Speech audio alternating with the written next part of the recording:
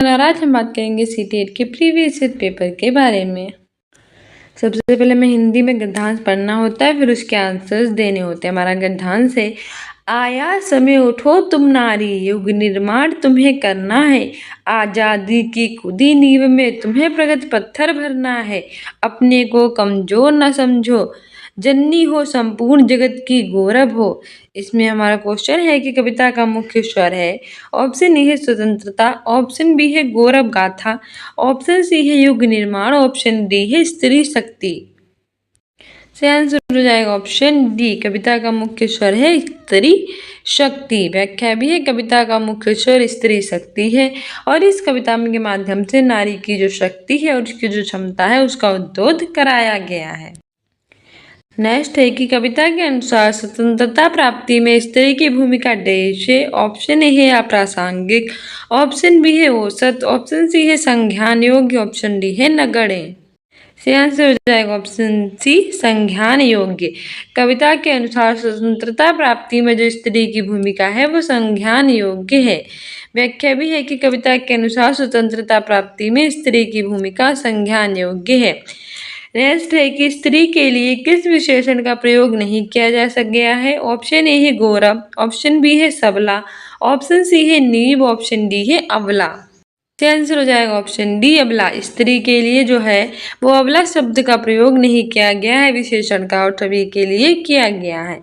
व्याख्या भी है कि दिए गए काव्यांश में स्त्री के लिए गौरव, सबला, नीव आदि विशेषणों का प्रयोग किया गया है, जबकि नारी के लिए अबला विशेषण का प्रयोग है वो नहीं किया गया है। नेक्स्ट है कि स्त्री की निर्माणकारी शक्ति का भाव कविता की किस पंक्ति में निहित है। ऑप्शन ए उसे कमजोर न समझो, ऑप्शन बी है कि युग निर्माण तुम्हें करना है, ऑप्शन सी है आजादी की खुदी नींव, और ऑप्शन डी है कि जननी हो संपूर्ण जगत की। से आंसर हो जाएगा ऑप्शन बी, युग निर्माण तुम्हें करना है।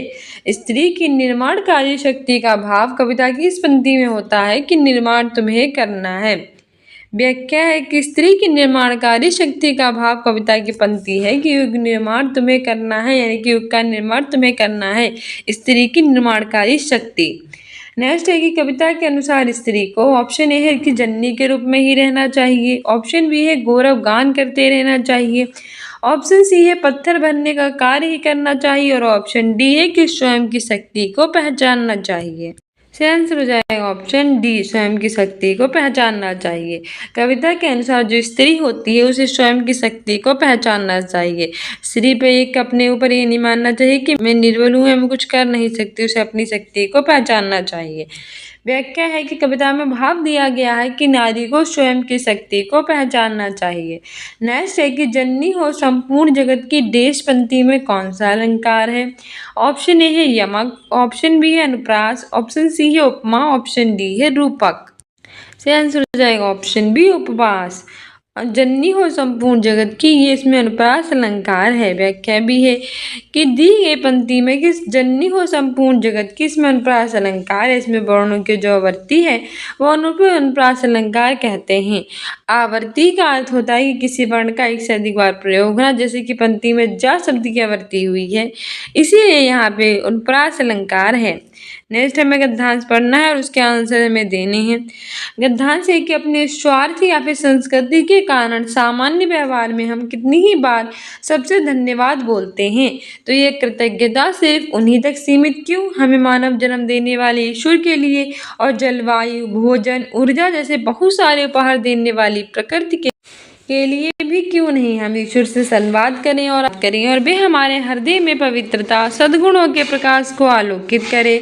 दुखों के कारण तो हमारे विकार हैं, बुराइयां हैं, हर बुराई अज्ञान के अंधकार में फैलती है, प्रकाश होते ही उसका सारा सामर्थ्य खत्म हो जाता है। सुख दुख दोनों ही हमारे कर्मों के फल हैं। हमें समझना चाहिए कि बिना दुख भोगे हम सुख नहीं पा सकते। मानवीय पुरुषार्थ करते रहें, मन की कोठरी को स्वच्छ रखें और जहाँ जरूरत हो प्रायश्चित भी अवश्य करें। कौन जाने कब किस रूप में प्रभु किस माध्यम से सहायक हो जाए। ईश्वर के प्रति आभार प्रकट करना एक ऐसा अद्भुत तरीका है जो हमें असंतुष्टि और ईर्ष्या जैसी निकृष्ट बातों से ऊपर उठाता है, और यही हमारे जीवन के महत्वपूर्ण लक्ष्य हैं। इसमें क्वेश्चन कह रहा है कि गद्यांश के अनुसार सबसे धन्यवाद कहने का कारण नहीं है। ऑप्शन ए है स्वभाव, ऑप्शन बी है दया, ऑप्शन सी है स्वार्थ, ऑप्शन डी है संस्कृति। यानी कि इस गद्यांश में हमसे बोला गया है कि हम सबसे जब धन्यवाद कहते हैं तो इसका कारण क्या नहीं है, तो दया नहीं है। हम अपने स्वभाव, स्वार्थ और संस्कृति के कारण बोलते हैं, ना कि दया के कारण। व्याख्या है कि गद्यांश के अनुसार हमें अपने स्वार्थ, स्वभाव या फिर संस्कृति के कारण सामान्य व्यवहार में भी सबसे धन्यवाद बोलते हैं। नेक्स्ट है कि हर बुराई अज्ञान के अंधकार में फैलती है। इससे क्या तात्पर्य है? ऑप्शन ए है कि अज्ञानता के कारण बुराइयां फैलती हैं, ऑप्शन बी है अज्ञानी व्यक्ति बुराइयां फैलाता है, ऑप्शन सी है अंधेरा होते ही बुराइयां फैल जाती हैं, और ऑप्शन डी है कि अंधेरा जो होता है सभी बुराइयों की जड़ है। तो ऑप्शन ई बिल्कुल सही है कि हर बुराई अज्ञान के अंधकार में फैलती है। इसका मतलब है कि अज्ञानता के कारण बुराई आती है। मतलब जब हम अज्ञान होते हैं, हमें किसी प्रकार का ज्ञान नहीं होता, इसके कारण ही हमारे अंदर बुराइयां फैल जाती हैं। यानी कि हर बुराई अज्ञान के अंधकार में क्या करती है, फैलती है। व्याख्या भी है कि गद्यांश के अनुसार हर बुराई अज्ञान के अंधकार में फैलती है। इससे तात्पर्य है कि अज्ञानता के कारण बुराइयां जो है वो फैलती हैं। ज्ञान का प्रकाश होते ही जितनी भी बुराइयां हैं वो समाप्त हो जाती हैं। नेक्स्ट है कि सुख दुख का कारण है। ऑप्शन ए है कर्म, ऑप्शन बी है प्रारब्ध, ऑप्शन सी है भाग्य, ऑप्शन डी है दुर्भाग्य। तो कॉमन सी बात है कि सुख दुख के कारण हमारे कर्म होते हैं। ऑप्शन ए बिल्कुल सही हो जाते हैं। जैसे कर्म करेंगे उसी हिसाब से हम सुख और दुख को भोगेंगे। व्याख्या भी है कि सुख दुख दोनों ही हमारे कर्मों के होते हैं फल। हमें समझना चाहिए कि बिना कुछ दुख भोगे हम सुख नहीं प्राप्त कर सकते, और मानवीय पुरुषार्थ करते रहें और मन की कोठरी को स्वच्छ रखें, और जहाँ तक जरूरत हो प्रायश्चित भी हमें अवश्य ही करना चाहिए। यानी कि जो हमने किया है वही हम भोगेंगे अपने कर्मों के अनुसार। नेक्स्ट है कि गद्यांश के अनुसार प्रायश्चित के साथ साथ मानव को क्या करना चाहिए? ऑप्शन ए दुख भोगना चाहिए, ऑप्शन बी है सुख भोगना चाहिए, ऑप्शन सी है सफाई करनी चाहिए, ऑप्शन डी है पुरुषार्थ। से आंसर हो जाएगा ऑप्शन डी पुरुषार्थ। गद्यांश के अनुसार हमें अपनी प्रायश्चित के साथ साथ पुरुषार्थ भी करना चाहिए। ठीक है। व्याख्या भी है कि जो हम करते हैं, जो हमारा प्रायश्चित है वो हम करते हैं, उसके साथ साथ हमें पुरुषार्थ भी करते रहना चाहिए। अपने मन की जो कोठरी है उसको स्वच्छ रखें, और जहाँ जरूरत हो वहाँ प्रायश्चित भी अवश्य करें। यानी कि अपने हमें अच्छे अच्छे कार्य करने चाहिए। नेक्स्ट है कि मन की कोठरी को स्वच्छ रखें। इससे क्या तात्पर्य है? ऑप्शन ए है कि मन के अनुसार कार्य करें, ऑप्शन बी है मन सब विकारों का कारण है, ऑप्शन सी है अपने मन को जो है उसको नियंत्रण में रखें, और ऑप्शन डी है कि मन से जो बुरे भाव है उनका निष्कासन करें। से आंसर हो जाएगा ऑप्शन डी मन से बुरे भावों का निष्कासन करें। मन की कोठरी को स्वच्छ रखें, मतलब मन के अंदर जो बुरे भाव है, जो बेकार के विचार हैं उनका निष्कासन करें, उन्हें हटा दें।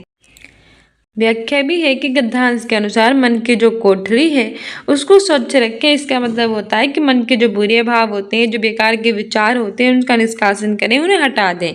क्योंकि दुखों का कारण हमारे अंदर की बुराइयां हैं, और ये बुराइयां ज्ञान के अंधकार में फैलती हैं। यानी कि हमें जो दुख होते हैं, जो हम हर समय दुखी रहते हैं, इसका कारण क्या होती है? वो हमारे अंदर की बुराइयां ही होती हैं। और ये बुराई किसके अंधकार में फैलती है? अज्ञान के अंधकार में फैलती है। नेक्स्ट है कि जीवन का मुख्य लक्ष्य क्या है? ऑप्शन ए है कि ईर्ष्या से ऊपर उठना, ऑप्शन बी है ईश्वर के प्रति अनासक्ति, ऑप्शन सी है ईश्वर की भक्ति करना, और ऑप्शन डी है ईश्वर के प्रति अपना आभार प्रकट करना। से आंसर हो जाएगा ऑप्शन डी ईश्वर के प्रति आभार प्रकट करना। जीवन का मुख्य लक्ष्य यही होना चाहिए कि ईश्वर का जो आभार है वो हमें प्रकट करते रहना चाहिए। व्याख्या भी है कि ईश्वर के प्रति आभार प्रकट करना एक ऐसी अचूक तरीका होता है जो असंतुष्टि और ईर्ष्या जैसी निकृष्ट बातों से ऊपर उठाता है।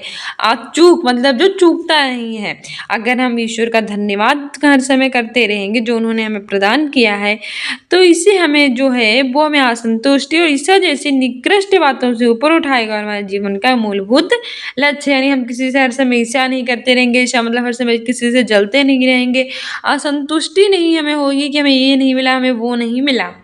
नेक्स्ट है कि स्वार्थ का विलोम है। विलोम वे शब्द होते हैं जो किसी भी शब्द के विलोम जो होते हैं, विलोम का शाब्दिक अर्थ होता है उल्टा। यानी कि आकाश का पाताल, माता का पिता, ये सब उल्टे शब्द होते हैं। ऑप्शन ए है परोपकार, ऑप्शन बी है निस्वार्थ, ऑप्शन सी है प्रयोजन, ऑप्शन डी है स्वार्थ प्रामाणिकता। तो स्वार्थ का विलोम बताइए। तो स्वार्थ का मतलब निस्वार्थ होगा, निस्वार्थ भाव से सेवा करना मतलब कोई भी हमारा स्वार्थ ना होना।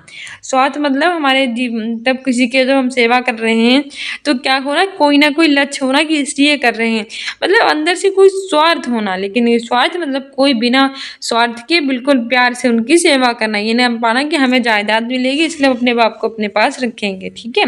तो स्वार्थ का विलोम निस्वार्थ होगा। नेक्स्ट है कि मानवीय शब्द में प्रत्यय है। ऑप्शन ए है ई, ऑप्शन बी है ए, ऑप्शन सी है बी, ऑप्शन डी है ई। तो मानव प्लस ई बराबर मानवीय, ऑप्शन डी सही हो जाएगा। प्रत्यय वे शब्द होते हैं जो किसी भी शब्द के अंत में लगकर उसके अर्थ को परिवर्तित कर देते हैं। तो यहाँ पे एक शब्द है मानवीय, तो ये मानव प्लस ई से मिलकर बना है। मानव में हमने जब ई प्रत्यय जोड़ा है तो ये मानवीय हो गया है, ठीक है। मानव प्लस ई मानवीय, ऑप्शन डी बिल्कुल सही हो जाएगा। व्याख्या भी है कि मानवीय शब्द में ई प्रत्यय लगा हुआ है। मानवीय शब्द मानव शब्द में ही प्रत्यय लगाकर बनता है। शब्दों के बाद जो अक्षर या समूह लगाए जाते हैं उसे प्रत्यय कहते हैं। नेक्स्ट है कि कौन सा शब्द युग्म समूह से भिन्न है। ऑप्शन ए है अंधकार और प्रकाश, ऑप्शन बी है शुद्ध और अशुद्ध, ऑप्शन सी है सुख और दुख, ऑप्शन डी है ज्ञान और अज्ञान। तो आपने देखा होगा ये भी विलोम ही है हमारा। सुख का विलोम होता है दुख, शुद्ध का होता है शुद्ध और ज्ञान का होता है ज्ञान। लेकिन अंधकार और अंधेरी ये सेम है, हमसे पूछा है भिन्न, तो ऑप्शन ए ही बिल्कुल ठीक हो जाएगा। व्याख्या भी है कि दिए गए शब्द समूह में अंधकार अंधेरा समूह से भिन्न है। अंधकार शब्द अंधेरा शब्द समानार्थी यानी कि पर्यायवाची होता है, जबकि सुख दुख है, शुद्ध अशुद्ध है, ज्ञान अज्ञान है, ये एक दूसरे के विपरीत यानी कि विलोम है। नेक्स्ट है कि हमें इसको पढ़ना है और विकल्प चयन करना है कि निम्नलिखित कथनों को पढ़िए और सही विकल्प का चयन कीजिए। अभिकथन है कि ध्वन्यात्मक वर्तनी के प्रयोग से सही वर्तनी लिखना सीखने की योग्यता मंद पड़ जाती है। तर्क है कि जब बच्चे पारंपरिक वर्तनी के स्थान पर अपनी आविष्कृत वर्तनी का प्रयोग करते हैं तो ये सही वर्तनी लिखने की अपनी योग्यता को मंद नहीं करता है।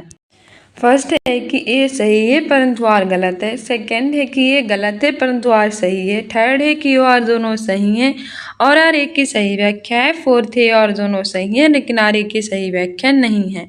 तो इसमें सही आंसर हो जाएगा ऑप्शन बी कि ये तो गलत है लेकिन आर जो था वो बिल्कुल सही था। व्याख्या भी है कि वर्तनी से तात्पर्य किसी विशेष भाषा की स्थापित परंपराओं के अनुसार अक्षरों के सही क्रम को एक विशिष्ट क्रम में व्यवस्थित करके शब्द बनाने की क्रिया से होता है। वर्तनी से तात्पर्य क्या होता है कि किसी विशेष भाषा में स्थापित जो परंपराएं होती हैं उनके अनुसार जो उनके अक्षर होते हैं उनको सही क्रम में एक विशिष्ट क्रम में व्यवस्थित करके शब्द को बनाना। ध्वन्यात्मक वर्तनी वे होती है जैसे जहाँ शब्दों को वैसे लिखा जाए जैसे एक भी ध्वनि करते हैं उसे कहते हैं ध्वन्यात्मक वर्तनी। उनके प्रयोग से सही वर्तनी लिखना सीखने की योग्यता पर किसी प्रकार की बाधा नहीं पड़ती, इसलिए विकथन ये गलत है। जब बच्चे पारंपरिक वर्तनी के स्थान पर अपनी आविष्कृत वर्तनी का उपयोग करते हैं तो सही वर्तनी लिखने की योग्यता को मंद नहीं करते हैं। यह आविष्कारी दृष्टिकोण प्रारंभिक भाषा विकास का सामान्य हिस्सा हो सकता है। बच्चे की जो आविष्कृत वर्तनी ध्वन्यात्मक जागरूकता के बारे में उनकी समझ को दर्शाती है, इसलिए आर तर्क बिल्कुल सही है।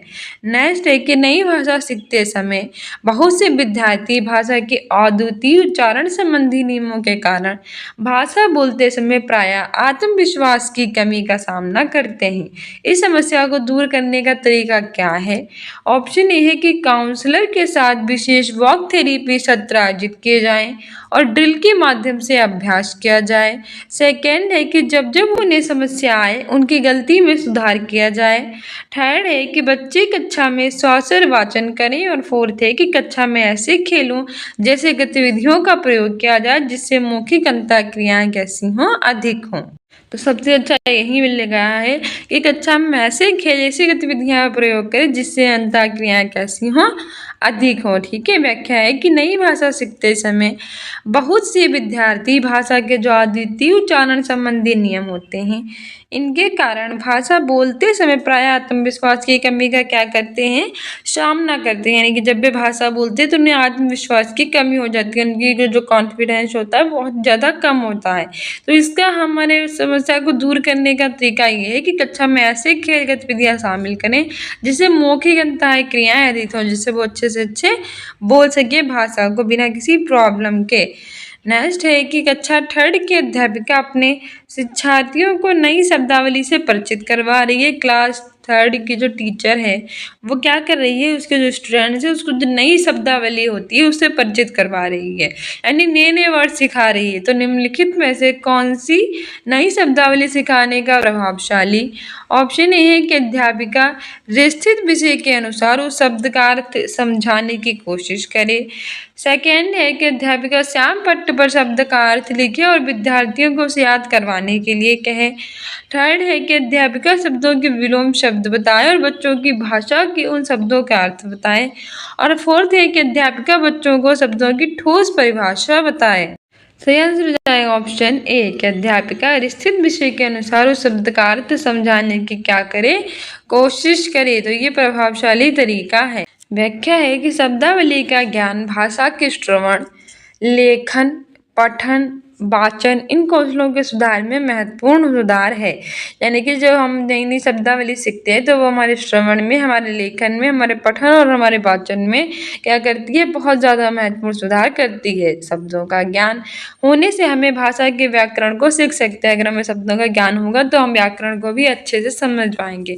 अगर भाषा का ज्ञान ही नहीं होगा तो कॉमन सी बात है, शब्द कैसे सीख पाएंगे। भाषा के धारा प्रवाह वाचन के लिए शब्दावली का ज्ञान होना आवश्यक है। अगर भाषा का अच्छे से उच्चारण करें, धारा प्रवाह वाचन करें, तो इसके लिए किसका ज्ञान होना आवश्यक है, शब्दावली का। कक्षा 3rd की अध्यापिका अपने शिक्षार्थियों को नई शब्दावली से परिचित करा रही है, तो अध्यापिका स्थिति विशेष के अनुसार उस शब्द का अर्थ समझाकर उसे आसानी से सिखा सकती है, जिससे छात्र किसी भी नए शब्द को अपने आसपास का संबंध करके समझ सके। ठीक है। नेक्स्ट है कि भाषा सीखना किससे संबंधित है। ऑप्शन ए है उत्पाद, ऑप्शन बी है कौशल, ऑप्शन सी है अर्जन, ऑप्शन डी है प्रक्रिया। तो ऑप्शन बी कौशल। जो भाषा सीखना होता है, लैंग्वेज लर्निंग है, ये कौशल संबंधित है। क्या संबंधित है, कौशल।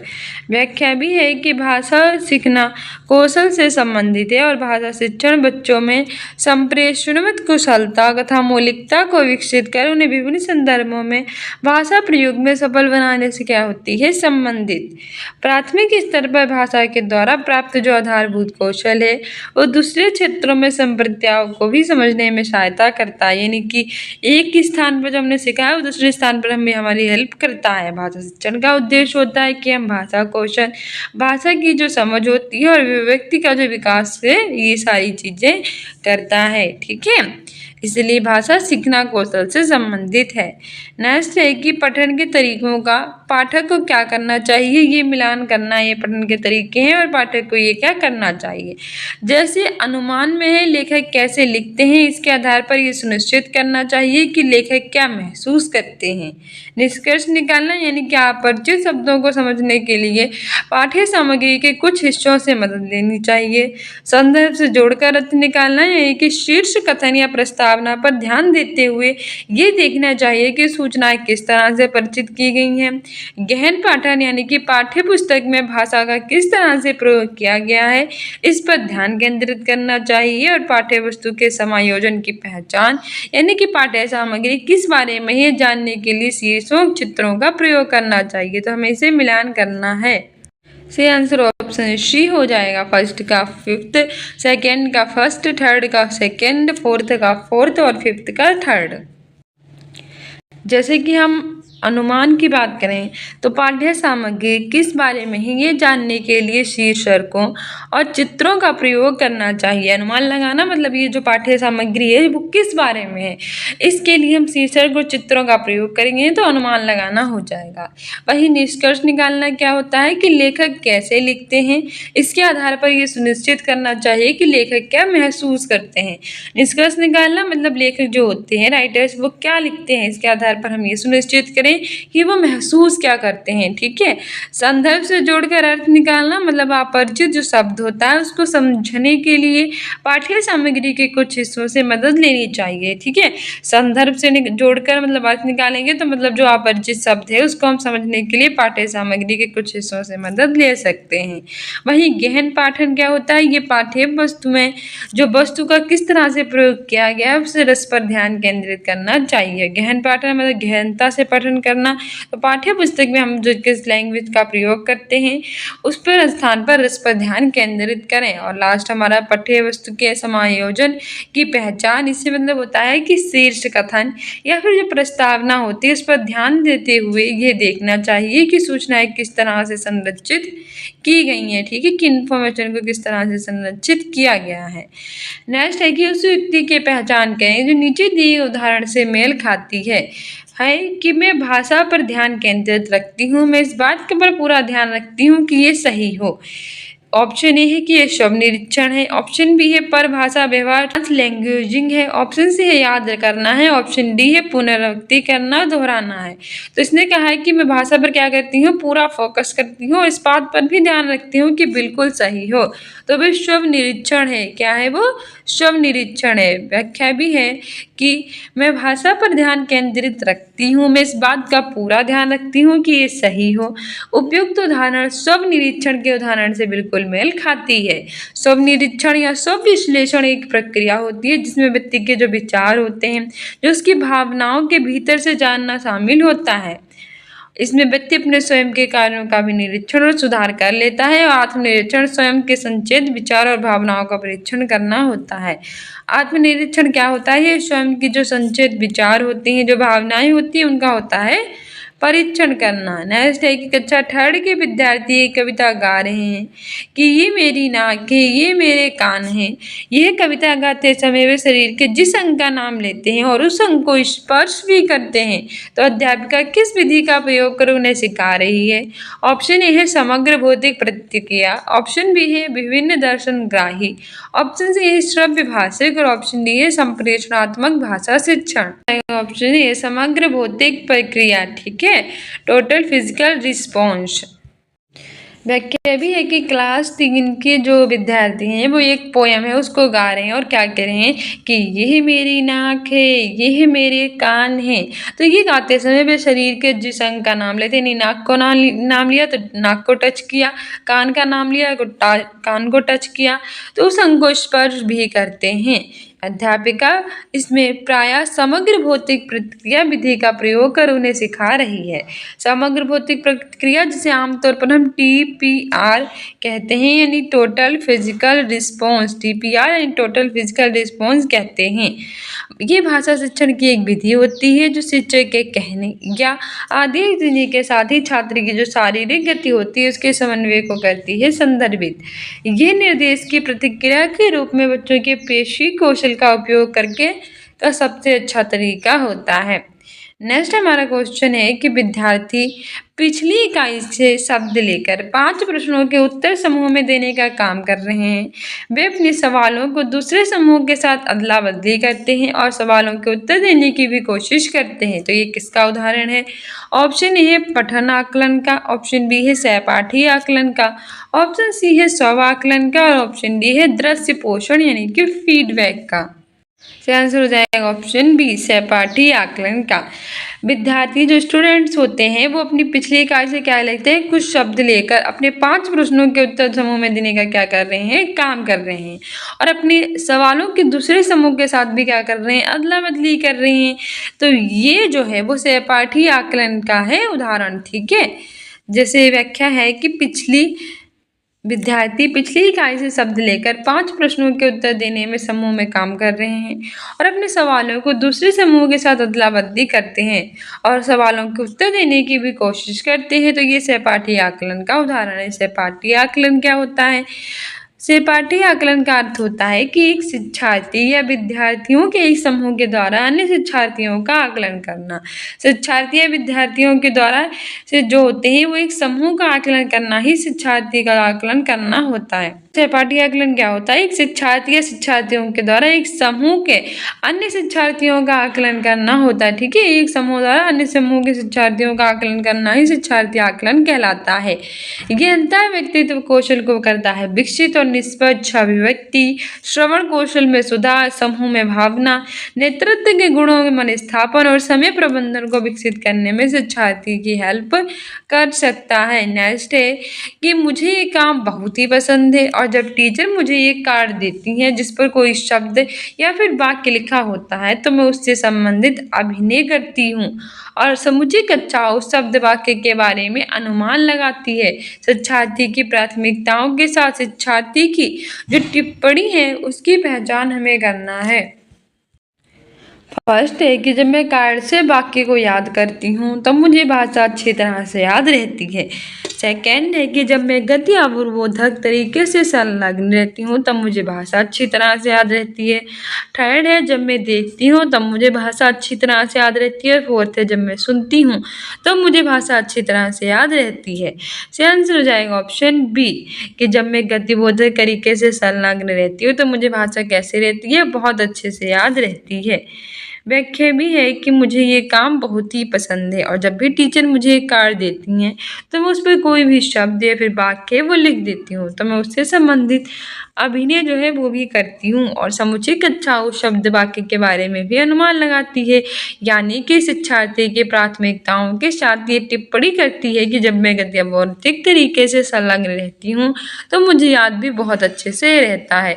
मतलब मुझे ऐसे जितने अच्छे से संलग्न नहीं रहता जितना मुझे गद्यबोधक तरीके से संलग्न रहता है। नेक्स्ट है कि निम्नलिखित कथनों को पढ़ना है और सही विकल्प का चयन करना है। अभी कथन ए है कि विद्यालय में प्रवेश करने वाले सभी बच्चे अपनी आयु अनुसार भाषा के सक्षम प्रयोगकर्ता होते हैं।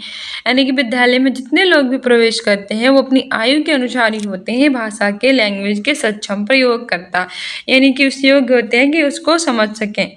तर्क है कि भाषिक और सांस्कृतिक विविधता के कारण वे अपनी योग्यताओं का प्रदर्शन नहीं कर पाते, यानी उनकी भाषा और संस्कृति की विविधता होती है जिसके कारण वे प्रदर्शन नहीं कर पाते हैं। तो ए है कि ये सही है परंतु आर गलत है। ऑप्शन बी है कि ये तो गलत है परंतु आर सही है। थर्ड है कि आर दोनों सही है और सही व्याख्या कर रहा है। और फोर्थ है कि सही तो है पर सही व्याख्या नहीं कर रहा है। सही आंसर ऑप्शन ए ही हो जाएगा कि ए सही है लेकिन आर गलत है। क्यों? क्योंकि विद्यालय में प्रवेश करने वाले जो बच्चे होते हैं वो अपनी आयु वो अपनी आयु के अनुसार भाषा के सक्षम प्रयोगकर्ता होते हैं, क्योंकि जो भाषिक और सांस्कृतिक विविधता होती है उसके कारण भी अपनी योग्यताओं का प्रदर्शन करते हैं। इसने नहीं बोल दिया था इसलिए ये सही है परंतु आर गलत है। ठीक है, वे अपनी संस्कृति व भाषा पर अच्छी पकड़ बनाए रहते हैं इसलिए भविष्य में कठिनाइयों का सामना उन्हें ना करना पड़े। नेक्स्ट है कक्षा 5th का मंजीत अपने अध्यापक से अलग शैली में बात करता है और अपने मित्रों से कुछ अलग तरीके से और 1-2 वर्षीय बच्चों से कुछ अलग तरीके से बात करता है। इसका तात्पर्य ये हुआ कि मंजीत जानता है कि सामाजिक स्थितियों में भाषा का प्रयोग किस तरह से करना है। भाषा के इस गुण को हम किस रूप में जानेंगे? ऑप्शन ए है उपयोगितावादी, ऑप्शन बी है वाक्यगत, ऑप्शन सी है प्रकृतिवादी, ऑप्शन डी है अर्थगत। तो सही आंसर हो जाएगा ऑप्शन ए उपयोगितावादी। ठीक है, अगर मंजीत है वो क्लास 5th में पढ़ता है, 5th में क्या क्लास किसी में भी पढ़ता हो, 1st, 2nd, 6th, 8, 9, अगर उसे पता है कि वो अपने अध्यापक से अलग तरीके से बात करनी है, मित्रों से अलग करनी है, परिवार से अलग तरीके से करनी है, मतलब हर जगह पे जिस भाषा का प्रयोग करना उचित हो वही भाषा का प्रयोग करना है, तो इसका मतलब ये है कि वो सामाजिक स्थितियों में भाषा के प्रयोग को अच्छी तरह से जानता है। भाषा के इस गुण को उपयोगितावादी के रूप में जानते हैं। भाषा का एक गुण क्या कहलाता है? उपयोगितावादी। उपयोगितावादी होता है एक सिद्धांत जो ऐसे कार्यों की वकालत करता है जो खुशी या फिर आनंद को क्या देते हैं? बढ़ावा, और उनके कार्यों को भी कहते हैं अस्वीकार, जो कि नुकसान और नाखुशियों का कारण भी बनते हैं। प्रायः हम भाषा इसी प्रकार से कार्य करती है जिसमें व्यक्ति या उन भाषाओं का यूज करेगा जिससे उसे संतुष्टि मिलेगी और सहजता महसूस होती है। नेक्स्ट है कि एक माँ ने इस बात की ओर ध्यान दिया कि उसकी बच्ची कभी कभी ऐसे शब्द बोल देती है जो कि ना तो उसने कभी किसी वयस्क से सुने हैं और ना ही अपने भाई बहनों से। इस बात को लेकर वे भ्रमित है क्योंकि उसका मानना है कि बच्चे और उसके परिवार और आसपास के परिवेश के लोगों का अनुकरण करके भाषा सीखते हैं। उसका मत किसके प्रति ध्वनित मेल खाता है? ऑप्शन ए है रचनावाद, ऑप्शन बी है बहुभाषावाद, ऑप्शन सी है सहजवाद प्रकटवाद, ऑप्शन डी है व्यवहारवाद। से आंसर हो जाएगा ऑप्शन डी व्यवहारवाद। व्याख्या भी है कि एक माँ ने इस बात की ओर ध्यान दिया कि उसकी बच्ची कभी कभी ऐसे शब्द बोलती है जो तो ना तो उसने अपनी फैमिली से सुने, ना किसी बड़े बुजुर्ग से, ना कि अपने भाई बहन से। तो इस बात को लेकर कंफ्यूज है, भ्रमित है कि बच्चे अपने परिवार और आसपास के परिवेश के लोगों का अनुकरण करके भाषा को सीखते हैं और ये मत व्यवहारवाद से प्रतिध्वनित यानी कि मेल खाता है। जोसेफ केफ डनर थे, उन्होंने बताया भी था जोसेफ डनर ने कि व्यवहारवाद एक ऐसे विचार का प्रतिनिधित्व करता है जिसका उद्देश्य सभी राजनीतिक घटनाएं और मानव की अवलोकित और अवलोकनात्मक व्यवहार के आधार पर होती हैं विवेचित। जॉन बी वॉटसन को व्यवहारवाद के संस्थापक और जनक भी माना जाता है। 20वीं शताब्दी में जॉन बी वॉटसन थे, उन्होंने व्यवहारवाद का संस्थापक और जनक भी उन्हें माना जाता है। व्यवहारवाद इस विचार पर केंद्रित है कि सभी व्यवहार पर्यावरण के साथ अंतःक्रिया के माध्यम से जो होते हैं वो सीखे जाते हैं। नेक्स्ट है कि कौशलों के उस समूह को क्या कहेंगे जो बच्चों औपचारिक पठन निर्देश शुरू करने से पहले विकसित कर लेते हैं और बाद के अकादमिक कौशलों के लिए बुनियाद प्रदान करते हैं। ऑप्शन ए है उद्गामी गुणधर्म, ऑप्शन बी है उद्गामी साक्षरता, ऑप्शन सी है उद्गामी इमर्जेंट समाधान और ऑप्शन डी है उद्गामी पाठ्यचर्या। आंसर हो जाएगा ऑप्शन बी उद्गामी साक्षरता। व्याख्या है कि कौशलों के उस समूह को उद्गामी साक्षरता कहेंगे जो बच्चे औपचारिक पठन निर्देश शुरू करने से पहले क्या कर लेते हैं विकसित और बाद के अकादमिक कौशल के लिए बुनियाद भी प्रदान करते हैं। उद्गामी साक्षरता अर्थात बालक की जो प्रारंभिक स्तर पर पढ़ने लिखने की होती है प्रक्रिया, बालक के जन्म से लेकर उसके विद्यालय में प्रवेश करने तक पढ़ने लिखने के संबंध में जो भी अवधारणाएं बनती हैं और जो भी ज्ञान कौशल प्राप्त होते हैं उन सबका उद्गामी साक्षरता सहज रूप से होता है। नेक्स्ट है एक दादी नानी अपने घर में छोटे बच्चों को पुस्तकों से कहानियाँ पढ़कर सुनाना पसंद करती हैं और इस तरह से वे उन्हें पुस्तकों व नए विचारों से परिचित करवाती हैं और बच्चे भी इस प्रक्रिया में सक्रिय रूप से संलग्न रहते हैं। तो इस तकनीक को किस रूप में जानेंगे? ऑप्शन ए है साभाषिक पठन, ऑप्शन बी है सॉसर पठन, ऑप्शन सी है मॉडल पठन और ऑप्शन डी है साझा पठन।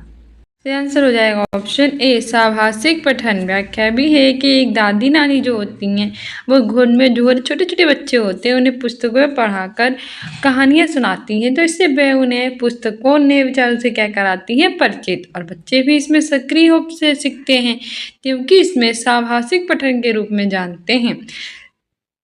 साभाषिक पठन क्या होता है? वो एक ऐसी तकनीक होती है जिसका उपयोग प्रारंभिक साक्षरता को सुविधाजनक बनाने के लिए किया जाता है। ये एक वयस्क और एक बच्चा किताब के बारे में बातचीत में क्या होता है संलग्न होता है। नेक्स्ट है कि पठन सिखाने का व्युत्पादन जिसमें मूल तत्वों जैसे कि वर्णों और स्वनिम से शुरू किया जाता है और जिससे बच्चों को ये सिखाया जाता है कि समग्र रूप से पठन सीखने से पहले स्वनिम को शब्दों में जगह दी जाती है। तो इसको क्या कहेंगे? ऑप्शन ए है कि समग्र भाषा उपागम, ऑप्शन बी है संरचनात्मक उपागम, ऑप्शन सी है शीर्ष अधोमुखी टॉप डाउन उपागम और ऑप्शन डी है अधोमुखी बॉटम अप उपागम। से आंसर ऑप्शन डी हो जाएगा अधोमुखी बॉटम अप उपागम। व्याख्या भी है कि पठन सीखने का व्युत्पादन पठन सिखाने का व्युत्पादन जिसमें जो मूल तत्व होते हैं जैसे कि वर्ण और स्वनिम वहाँ से स्टार्ट होते हैं और जिसमें बच्चों को ये भी सिखाया जाता है कि समग्र रूप से पठन सीखने से पहले स्वनिम शब्दों को मिलाया जाए, तो इसको हम अधोमुखी यानी बॉटम अप उपागम कहेंगे। इसमें ये उपागम एक हिस्से से दूसरे हिस्से तक जाता है और ध्वनियों से शब्दों, वाक्यांशों, खंडों और जो अन्य व्याकरण तत्व होते हैं उनको जानने वाले पाठ की व्याख्या करने पर होता है केंद्रित और मुख्य बिंदुओं को ढूंढना इसका क्या होता है उपकौशल है। फ्रेंड्स, ये था हमारा सीटेट का प्रीवियस ईयर का पेपर जो कि 20 अगस्त 2023 को हुआ था। इससे पहले मैंने इसके काफ़ी PYQ बना रखे हैं, इसके काफ़ी PYQ बना रखे हैं जो आपके एग्ज़ाम्स के लिए इम्पोर्टेंट है। प्लीज़ उसे देख डालिए और इंस्टाग्राम और टेलीग्राम पे हमें फॉलो कर लीजिए अपने एग्ज़ाम में बेटर करने के लिए और सारे शॉर्ट्स देखिए, कमेडी पोस्ट में आंसर दिया कीजिए। मिलते हैं नेक्स्ट वीडियो में।